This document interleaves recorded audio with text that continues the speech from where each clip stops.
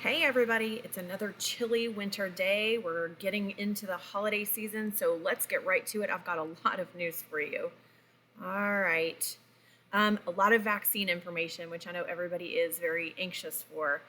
If you haven't already received a communication from your chosen COVID-19 pharmacy partner, please contact them. We've included contact information here in your update, so please reach out to your partner if you haven't received a bit of information from them.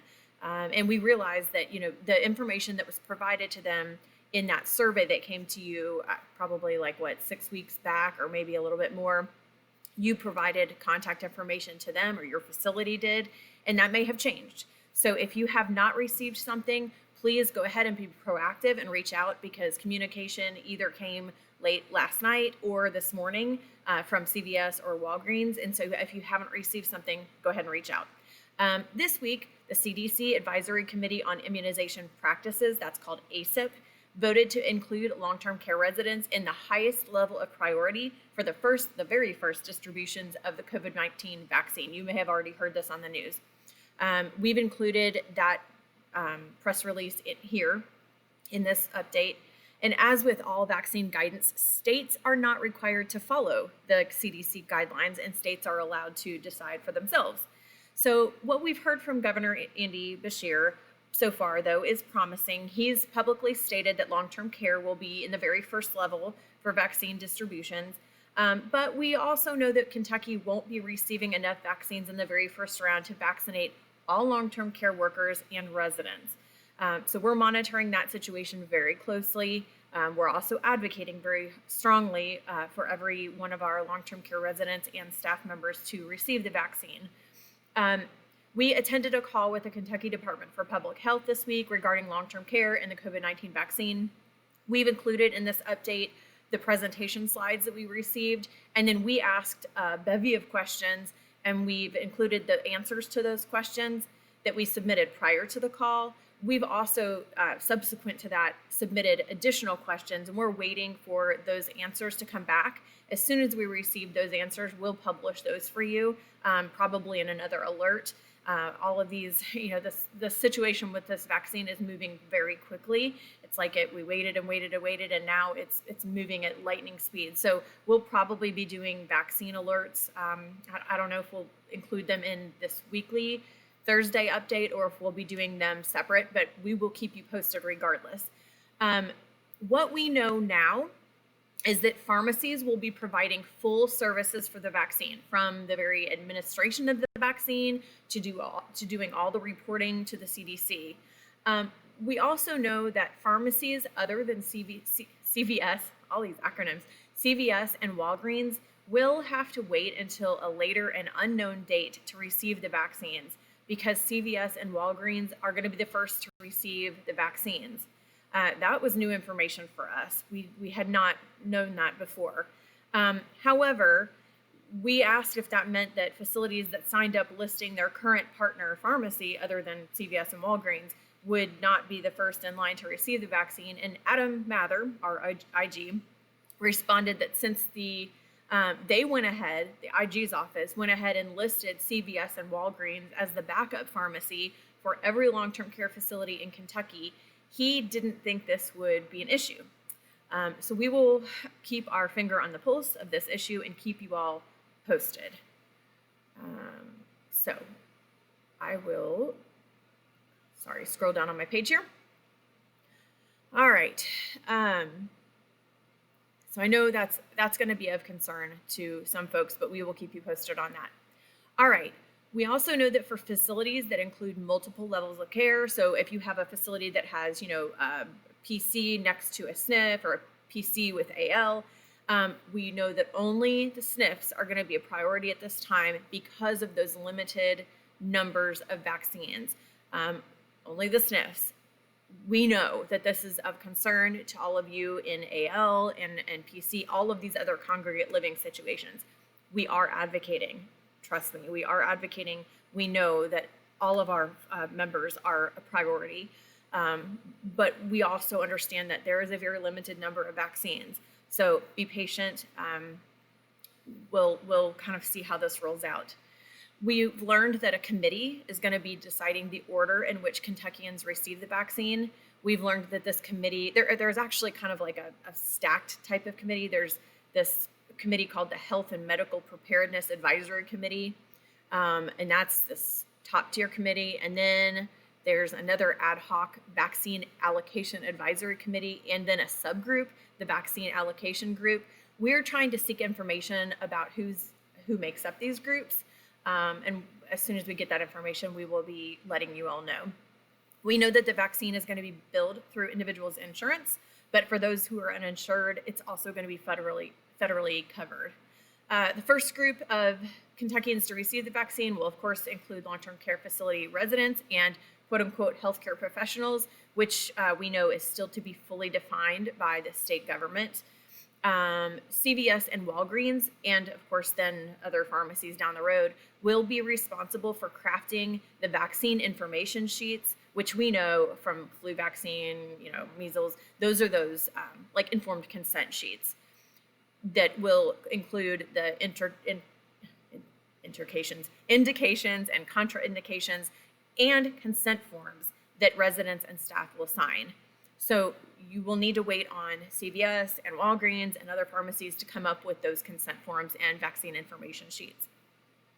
At this time, if staff or residents refuse to receive the vaccine, it is not believed that they can be required to receive the vaccines because the vaccine is still considered experimental. But we've heard from the IG that federal guidance on this topic should be forthcoming. We will keep you posted on that as well.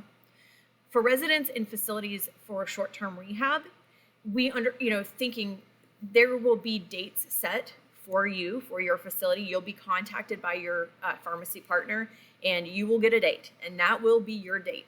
Our understanding is that there will probably be 3 dates, depending on which type of dose you get. Whether it's a 1 dose, a 2 dose, there will still be 3 dates set, because we know that there will be folks that miss those doses. Regardless, the question came up: what about folks who are only in for short-term rehab and they miss? They're not there for one of those doses. We know that there right now, to our knowledge, there is not a plan. Like if they're only there for that last date, there's not a plan for those folks to get that very last dose if they're getting the type that they need those 2 doses.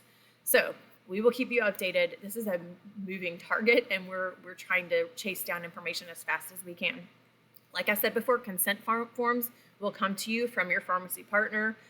You will need to have the resident and or their custodian sign a consent form for each dose. So just be mentally prepared for that. And we've advocated and expressed the need for those consent forms to be sent to you all as soon as possible, because we know that it takes time for you all to chase down getting those forms signed.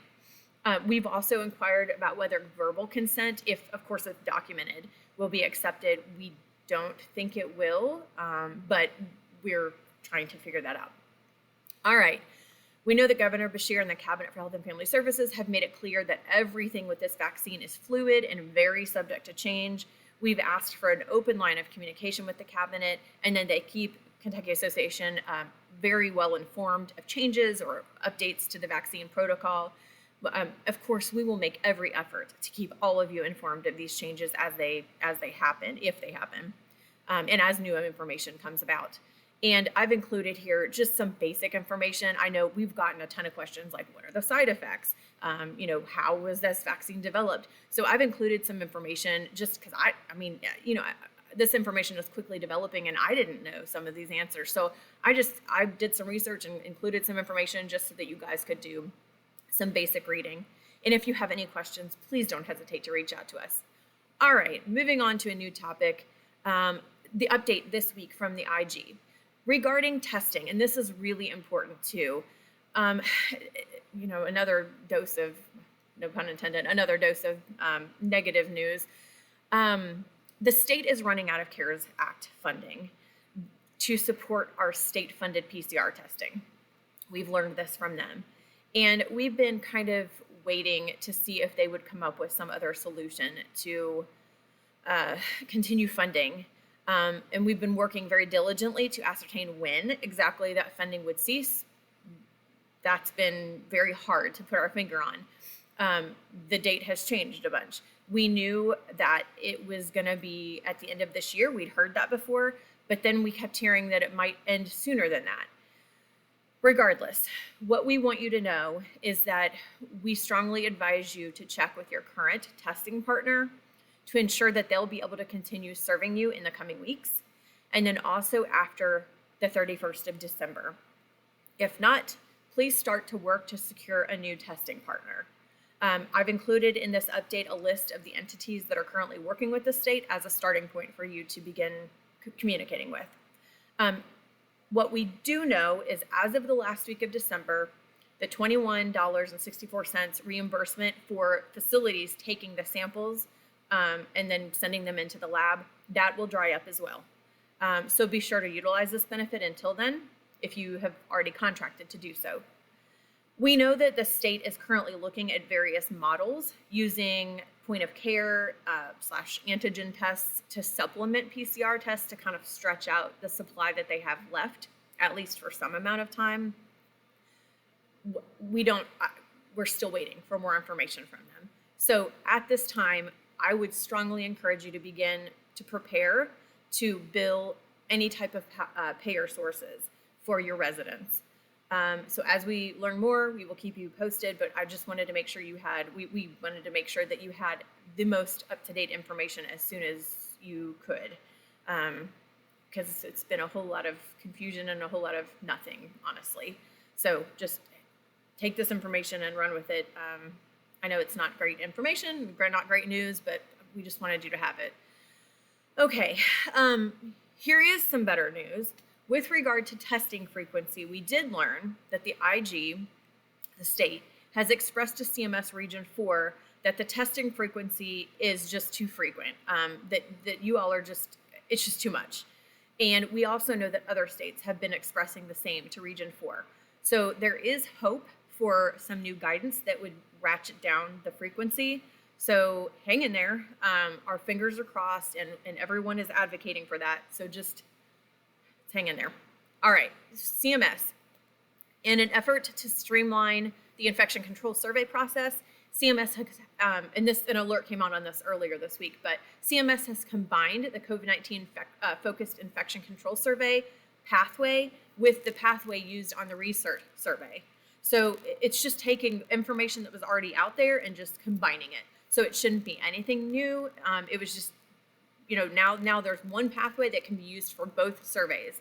And I've included information. There's both documents are in here for you if you need it. All right, CDC. As I discussed before, long-term care residents are placed at the highest priority for the vaccine, and I've kind of gone over why that was and how, Pfizer projects that they can only produce 6.5 million initial doses for their vaccine, and there are 21 million healthcare workers and 3 million long-term care residents. That's why there's going to be a shortage. That's why everybody is jockeying for these first round of vaccines. That's why in Kentucky, due to limited vaccine numbers, only the SNF residents and staff members will be included in that phase 1A. Like I said, we're going to be continuing to advocate that all long-term care facilities, residents and staff members are a priority. So just stay tuned. All right, CDC updated their strategies for optimizing face mask supply. I've included that information, kind of a summary of their guidance and the link to that guidance in this update. I won't go through that, but please take a look. And finally, we're at the end. Tomorrow, for assisted living facilities, Dale is hosting a Zoom town hall meeting at 11:30 in the morning, and they'll be kind of doing an updated FAQ based on current guidance. So if you are an assisted living facility, please tune in to that updated kind of to go over the FAQ and just the town hall meeting. Again, if you all have any questions, this is a lot of information to throw at you. If you all have any questions, please don't hesitate to reach out. We are always here to assist you, and I hope you all have a great weekend. Thanks so much. Bye.